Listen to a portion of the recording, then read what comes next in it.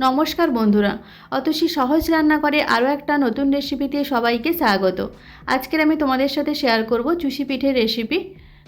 এটা ভীষণই বানানো সহজ, তবে এই শীতকালে সন্ধেবেলা যদি গরম গরম এক বাটি চুষি পিঠে থাকে তাহলে ভীষণ ভালো হয়, খুব ভালো খেতে হয়।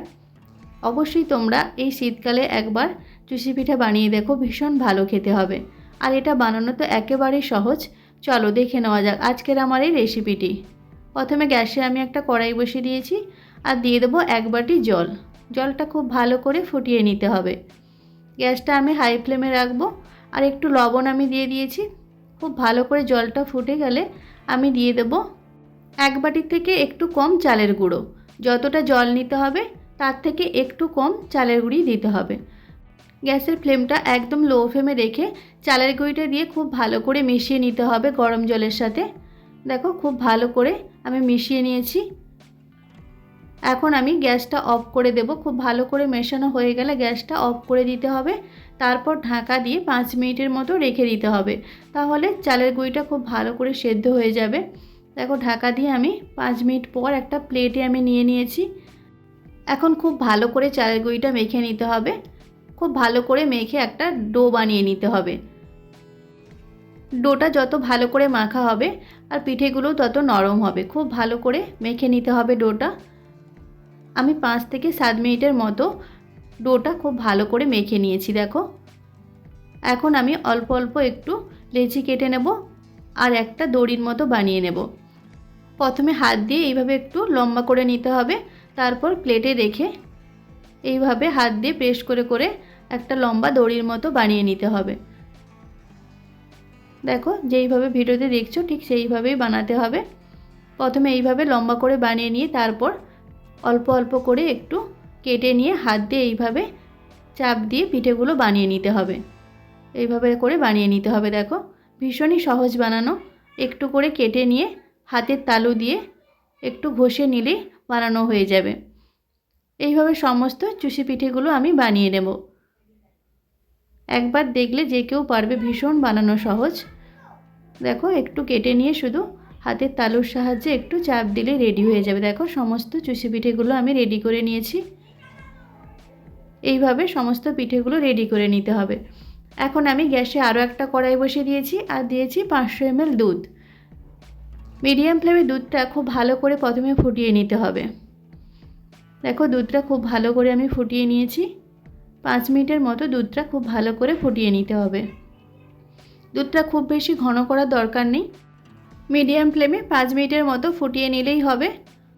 যখন পিঠেটা দিয়ে দুধটা ফোটানো হবে তখন দুধটা অনেকটাই ঘন হয়ে যাবে, তাই 5 মিনিটের মতো দুধটা ফুটিয়ে নিলেই হবে, বেশি ঘন করার দরকার নেই। ভালো করে দুধটা ফুটে গেলে আমি দিয়ে দেবো বানিয়ে রাখা পিঠেগুলো। সমস্ত চুষি পিঠেগুলো আমি দুধের মধ্যে দিয়ে দেবো আর গ্যাসের ফ্লেমটা মিডিয়াম ফ্লেমে রেখে 5 মিনিটের জন্য আমি পিঠেগুলো সেদ্ধ করে নেব। দেখো পিঠেগুলো দিয়ে খুব ভালো করে আমি ফুটিয়ে নিয়েছি। মিডিয়াম ফ্লেমে রেখে আমি 5 মিনিটের মতো পিঠেগুলো খুব ভালো করে আমি ফুটিয়ে নিয়েছি। আর এখন দুধটা অনেকটাই ঘন হয়ে এসেছে, তবে চুষি পিঠে বেশি ঘন করে নামানো যাবে না।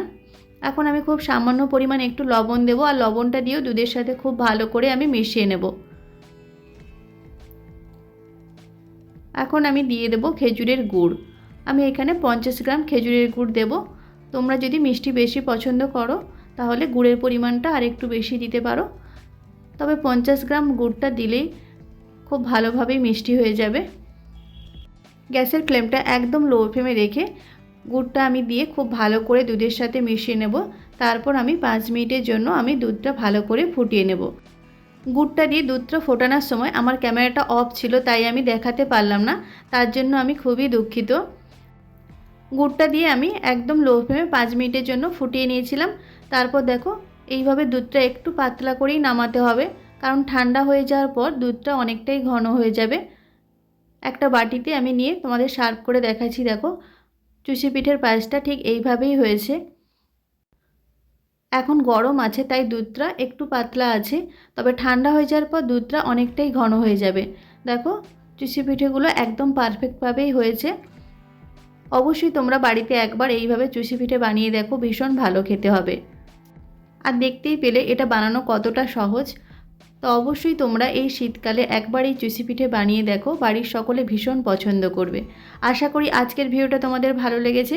যদি ভালো লাগে তাহলে অবশ্যই একটা লাইক করে দেবে আর কমেন্ট করে জানাবে কেমন হয়েছে আজকের রেসিপিটা। আমার রেসিপিগুলো যদি তোমাদের ভালো লাগে তাহলে অবশ্যই আমার চ্যানেলটিকে সাবস্ক্রাইব করে আমার পাশে থাকবে। আর যারা অলরেডি আমার চ্যানেলটিকে সাবস্ক্রাইব করেছো তাদের অসংখ্য ধন্যবাদ। আজকের ভিডিওটা এই পর্যন্ত। নেক্সট কোনো ভিডিওতে তোমাদের সাথে আবার দেখা হচ্ছে নতুন কোনো একটা রেসিপি নিয়ে। ততক্ষণে তোমরা ভালো থেকো, সুস্থ থেকো। ধন্যবাদ।